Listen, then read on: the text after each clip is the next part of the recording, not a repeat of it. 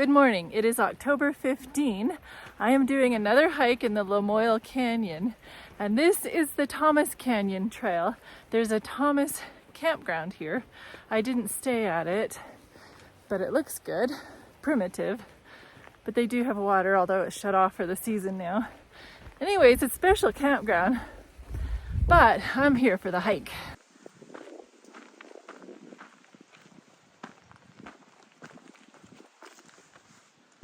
I heard there was waterfalls on this trail.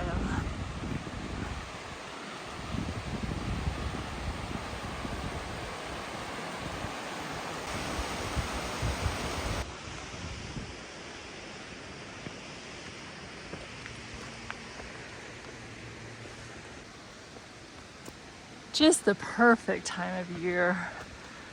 Wow.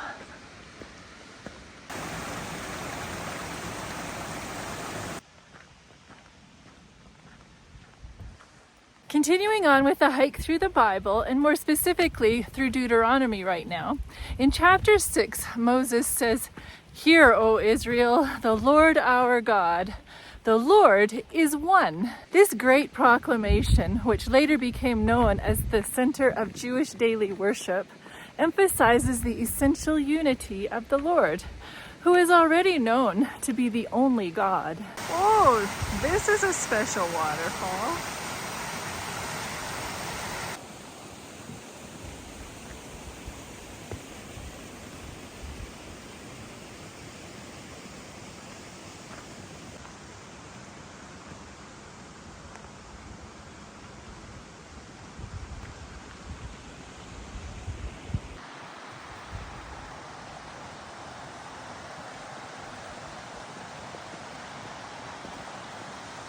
The Hebrew word for one is also used for man and woman in Genesis, for Adam and Eve becoming one flesh, two beings becoming one.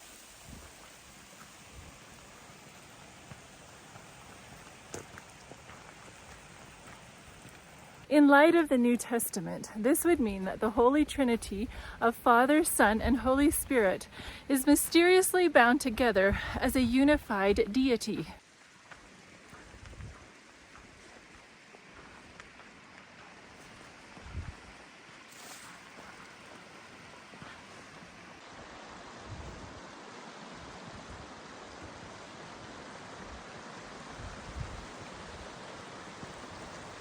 The oneness of God can also be understood in the sense that He is the only one for His people, which is the concept behind the first commandment.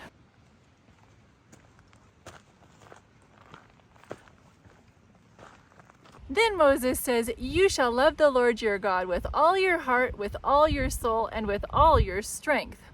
And you may say to yourself, "Hey, isn't that verse in the New Testament?" Yep, but Moses spoke it first. Jesus quoted this verse as the first and great commandment of the law. Then he cited Leviticus 19 verse 18, "And you shall love your neighbor as yourself," and stated, "On these two commandments hang all the law and the prophets."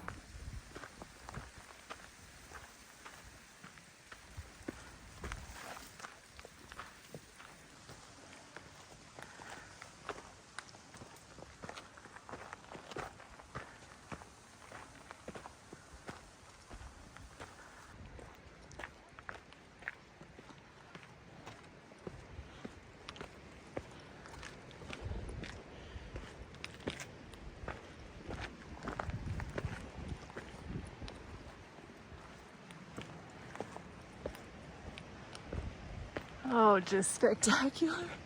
That's probably my favorite word, eh?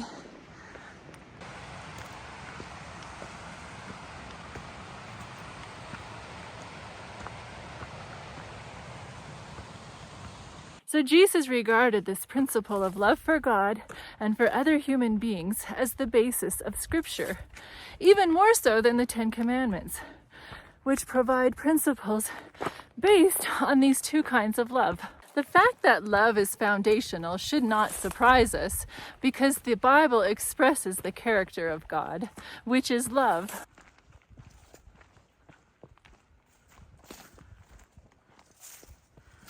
Moses goes on to say that the Hebrews were to teach these laws to their children at all times, to bind them as a sign on their hands, as frontlets between their eyes, and they were to write them on the doorposts of their house and gates. Since the time of the Second Temple, some Jewish groups have taken this to mean that God's laws in written form should be literally bound to the body. Others have understood these instructions as symbolic evidence of the need to remember well the commands of God. In any case, placing God's laws on the hand and head highlights the importance of doing them and thinking about them.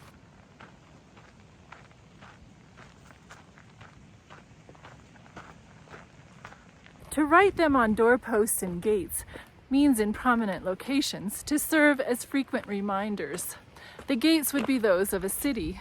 Jewish interpretation took this to mean literally. Such inscriptions on structures were fairly common in the ancient world. In modern times, people write reminders on their refrigerators.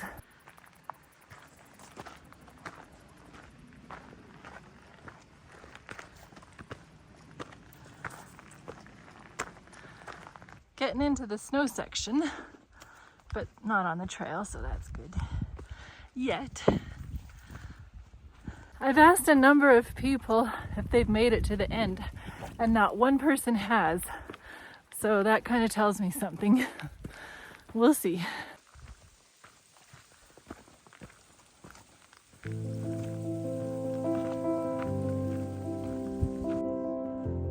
Okay, this is nice. Not going uphill right this minute. Phew, gorgeous.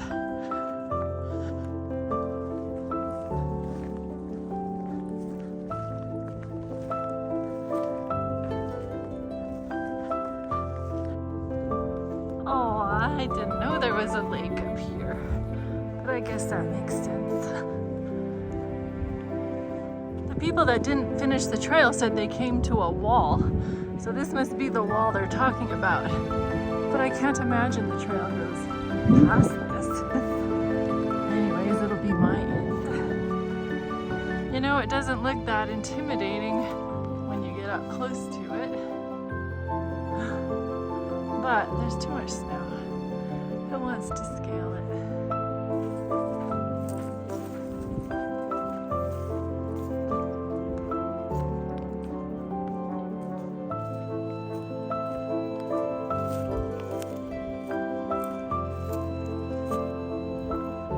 You could smell the smells I'm smelling. It's very lovely. Oh, I love the leaves. I'm smelling. Yeah, I've run out of trail. I don't see where it goes anymore. So I'm gonna say that I finished it too. And now look at the view we got going back. Just spectacular.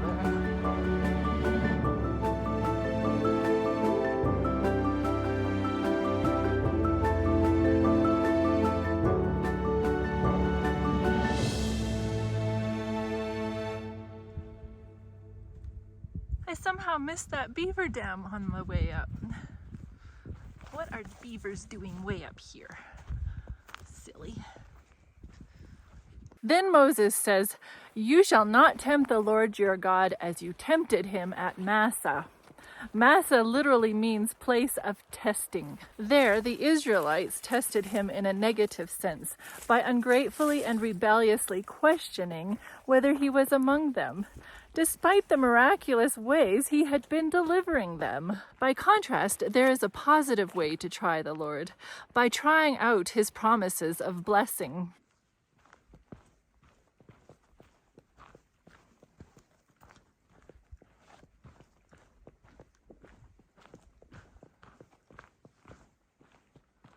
Moses reiterates how God continuously calls Israel his holy people, chosen by God, a very special people, even above all the people of the earth.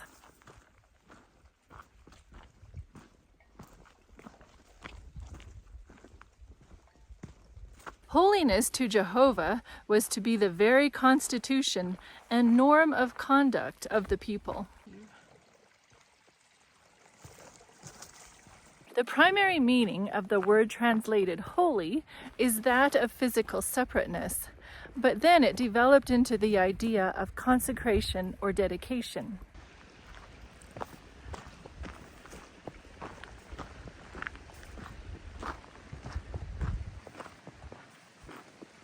So a holy people is a separate people, separate from the customs of the nations about them, and dedicated exclusively to the service of God. What a high honor God bestowed upon these people, and upon us who call ourselves Christians and followers of God. We are a special people, and don't you forget it.